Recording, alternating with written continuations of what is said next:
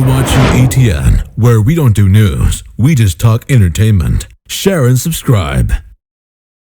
Hey guys, welcome to Entertainment Talk Nation. This is Rob. This video we're going to review The Flash, finally back after another 2-week hiatus. And it was an okay episode. I gotta say, this is probably my least favorite one this year so far. And it wasn't even that it was bad. Just there were some things about it that were really compelling, but the villain and some of the things involving her weren't it for me personally. The Bug-Eyed Bandit makes her debut, obviously going around causing some issues, getting revenge, getting vengeance for being terminated. And that was fine. I mean, it was a villain of the week type deal. Whether or not we'll ever see Emily Kinney play the Bug-Eyed Bandit again remains to be seen. I'm sure we will. I'm just not a Kinney fan. I'm just not. If you guys watch my Walking Dead reviews, Beth doesn't do it for me. She just doesn't.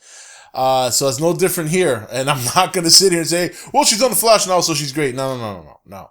Let's just keep her, let's keep her to a minimum on The Flash, please. Okay? All right. But there were a lot of other things going on that were really good. First of all, the Cisco thing was, to me, caught my attention the most, because when we first saw that he was having what looked like daydreams or flashbacks of some sort, I thought that was interesting. That's something I did not see coming. And it definitely added a different element, because we know what happened. We know that that's a different timeline. He doesn't. He's having a revelation. He's having dreams, but he's actually dreaming or is having visions of something that did happen to him, just not in his current timeline. So very, very interesting that they threw that in there. And I'm wondering how that's going to play out going forward. Very interesting stuff. Didn't see that coming, so that definitely piqued my interest, caught my attention. Boy, is Iris not a bitch? Honestly, let's just keep it real. All right, I'm just tired of it. It's like, first of all, she's giving Eddie a hard time at dinner. And if you got problems with your significant other, that's all fine and well. Just don't bring that shit to dinner, and don't bring it with, and then she's just acting all bitchy. Then Barry gives her this great pep talk, makes perfect sense.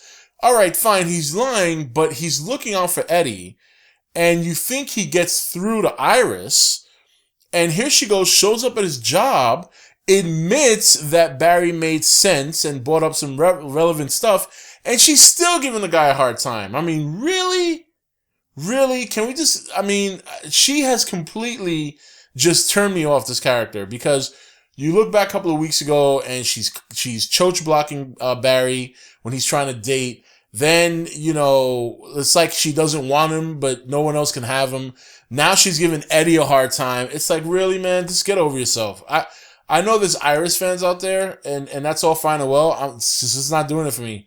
They're doing everything in their power, I feel personally, to make her hateable, because I was so turned off when she went to see Eddie at work and she treated him like that. I was like, oh, that's it. I'm done with her.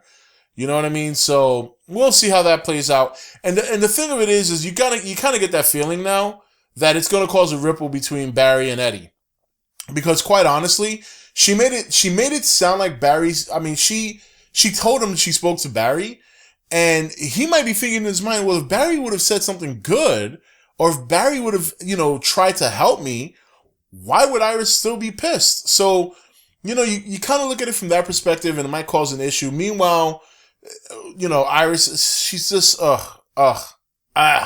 So, but, and of course, Harrison Wells was not as much the focus this week as he has been in recent weeks, but still very much in the fold. Obviously, Barry learned a lot more of his backstory in terms of what happened 15 years ago and how he changed the moment his loved one died in that car accident, which we all saw what really happened there. So it makes perfect sense why he changed. And Barry's already pieced a lot of things together. He's just trying to gather as much information as possible. I would have been nice to see him talk to Joe and figure out how they came to the agreement that they would inform Cisco and Caitlin. But I think you could assume that Barry said to Joe, hey, look, you're right. You made a good point, but we also have to think of their safety. And I think maybe that's how they came to the conclusion of telling Cisco. The other thing I found weird too was Cisco, I mean, he obviously was very much out of sorts this week. From making a mistake, obviously his visions and his dreams were really bothering him. In fact, it got to a point where I started to think to myself, wait, is Cisco turning bad, or is he under the influence of something? To me, for a second there, it looked that way. But when we got to the end and we see what he did for Ray, and he revealed to them about his dreams and his daydreams, obviously those visions were really, really troubling him to the point where he wasn't focusing. So, and we know that we know that Cisco and Wells have a bond, despite the fact that Wells isn't really Wells, but there was a bond there. They did work together. I'm sure that Thawne at some point had to try and live a normal life. Yes, he has a plan, but it's a long plan. It takes time to hatch. He's developed relationships, and he even said in the episode where before they went back in time, he even told Cisco, "You've been like a son to me." But he's got a goal. He's got an end game, and that end game does not include his relationships with anybody. The Bug-Eye Bandit thing was cool. I mean, the bees thing, that was cool. A little grotesque with the whole bees thing. I'm with Cisco. I'm not a big bee person. You know what I mean? I've been stung twice. It's not fun, and I'm mildly allergic to them. But so that was cool, the little robot thing. In terms of Palmer and Felicity being there, I was okay. In fact, we kind of got to see Palmer do more work as Adam in this Flash episode than we've seen him do anything on Arrow. So at least and you know what? He seems to fit more in the Flash to me. Like, it wasn't a bad thing that he was there. I mean, we know why they did it, obviously, plot points, stuff like that. But when I was watching him interact and do his thing, I gotta be honest, he looks like, or he just, to me, feels like he makes more sense on the Flash than he does on Arrow. So, but he's on Arrow, so that's that, and he's obviously going to have his own show at some point, along with a couple of other characters from both shows. We all know this, the crossover show. So, and I think maybe that's where he'll flesh out and really stand out. He just doesn't seem to fit Arrow all the time. And when he was on the Flash today, he seemed to me to fit more.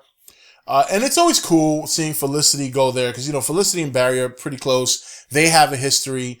Obviously, Felicity has a great relationship with Cisco and Caitlin. And so that, it's cool. I like when they cross it over and little stuff like that. We're going to be seeing more of that going forward. Obviously, a lot of big things are happening on both shows with Oliver and the whole Ra's al Ghul thing and the League of Assassins, as well as Barry on his side with the Reverse Flash and other things like that coming into the fold. So, but overall, this episode was okay. It was good. I was more interested in the stuff happening outside of the Bug-Eye Bandit. That didn't really interest me too much. To me, I just kind of took it as a, crime of the week, villain of the week type deal, while they still try to just kind of drop some more plot elements. Felt a little bit like filler. Wasn't, again, as much as I love this show and and it has been great, it's not perfect. And to me, this episode was just okay. It was good. There were certain things about it I really liked. The Cisco thing was great. Felicity and Adam being on the show was good. Bug-Eye Bandit, that was alright. They didn't even really show her that much anyway, which I think might have been a smart move. The little bees, metal bees, that was cool tech, stuff like that. But I'm looking forward to the end game. When they drop trailer after trailer of what's going to happen, and then you get an episode like this, it's kind of a little bit of a downer. So maybe if I were to watch it again sometime down the road, like when I buy the Blu-ray, maybe I'll appreciate it more. But as for right now, it was just okay for me. It was just okay, dog. It was just okay. But anyway, guys, that's it for this review. This is Rob signing off for E.T.N, where we don't do news, we just talk entertainment. Take it easy. Thank you for watching E.T.N. Don't forget to comment, share, and subscribe. Join the nation's Facebook page to meet other subscribers or visit E.T.N's Facebook page and Twitter page. Links for all are in the description.